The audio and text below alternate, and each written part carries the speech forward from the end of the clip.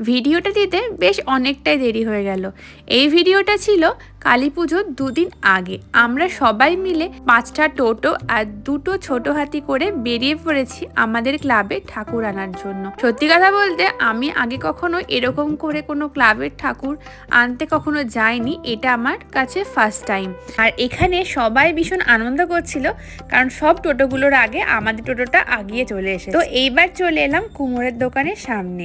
আর এখন যাচ্ছি আমাদের ক্লাবে যে প্রতিমাটা আমরা আনতে যাচ্ছি সেই প্রতিমাকে দর্শন করার জন্য। আর গিয়ে দেখছি অসংখ্য প্রতিমা কিন্তু এখানে রেডি হয়ে গেছে। সবাই নিশ্চয়ই ক্লাব থেকে আস্তে আস্তে নিতে আসবে। তবে আমাদের ঠাকুরটা কিন্তু দারুণ হয়েছিল, মুখটায় একটা অদ্ভুত মায়া ভরা। এবার আমাদের প্রতিমাকে গাড়িতে তোলা হচ্ছে। পেছন থেকে ভিডিওটা নেওয়ার জন্য ঠাকুরের মুখটা আসেনি। আর আমাদের ক্লাবের নাম হচ্ছে রাজবাগান শিশু যুবক সংঘ। এটা 1984 সালে স্থাপিত হয়েছে। এই কালী পুজোকে ঘিরে এই পাড়ার মানুষের অনেক এক্সপেকটেশন থাকে। যদিও এটা ক্লাবের পুজো, কিন্তু কেউ ক্লাবের পুজো হিসেবে দেখে না, নিজের পুজো, নিজের বাড়ির পুজো হিসেবে দেখে। যখন পুজো শেষ হয়ে যায় একটা বছর ওয়েট করে থাকে আবার কবে কালী পুজো আসবে। সবাই একসাথে হাতে হাত দিয়ে কাজ করে।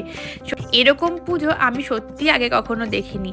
তাই এখানে থাকতে পেরে আমার খুব ভালো লাগছে।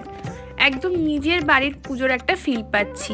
আর এখানে যে 8 দিনের প্রোগ্রাম থাকে, কেউ কিন্তু এই পুজো ছেড়ে বাইরে কোনো ঠাকুর দেখতে যায় না। সারাটা সপ্তাহ পুরো এইখানেই কাটিয়ে দেয়। যাই হোক, প্রতিমা তোলা হয়ে গেছে, এইবার আমাদের বাড়ি যাওয়ার পালা। আজকে থেকেই কিন্তু আমাদের পুজো স্টার্ট হয়ে যাচ্ছে। আর এখানে যাওয়ার সময় যেহেতু পরপর সব প্রতিমারা যাচ্ছিল, সেজন্য অনেক জ্যাম হয়ে গেছিলো চৌরাস্তার সামনে। তারপরে আমাদের মার্কেটে কিছু কাজ ছিল, তারপরে এসে দেখি মণ্ডপে প্রতিমা চলে এসেছে। এখনো সাজসজ্জা পুরোপুরি কমপ্লিট হয়নি, তাহলেও যেন ঠাকুরের মুখটা একটা অন্য রকম যেন মায়া ভরা। তোমরা অবশ্যই কমেন্ট করে জানিও আমাদের মায়ের মুখটা কেমন হয়েছে। আর তারপরে আমাদের স্টেজটা কিন্তু রেডি। এখানে কিন্তু আমার সমস্ত কচিকাচাদের কয়েকদিন পরে নাচও আছে, তার ভিডিও আমি অবশ্যই দেব। আর এখানে মা অলরেডি আমাদের ধানতেরাস ছিল, ধানতেরাসের ঝাঁটা নিয়ে দাঁড়িয়ে পড়েছে। আর ওইদিকে আমাদের পাশের ক্লাবেই আর একটা ঠাকুর আসছিল, তো সেটা এখান দিয়ে যাচ্ছিল। আর তারপরে আমরা গুটি গুটি পায়ে বাড়ির দিকে এগিয়ে যাচ্ছিলাম।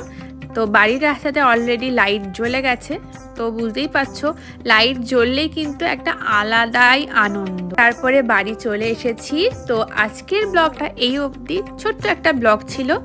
তো কেমন লাগলো অবশ্যই জানিও। যদিও একটু লেট হয়ে গেল, তো অবশ্যই দেখো। দেখা হচ্ছে নেক্সট ব্লগ। তার আগে অবশ্যই ইউটিউবকে সাবস্ক্রাইব এবং ফেসবুককে ফলো করে দিও এবং লাইক কমেন্ট করতে ভুলো না। টাটা।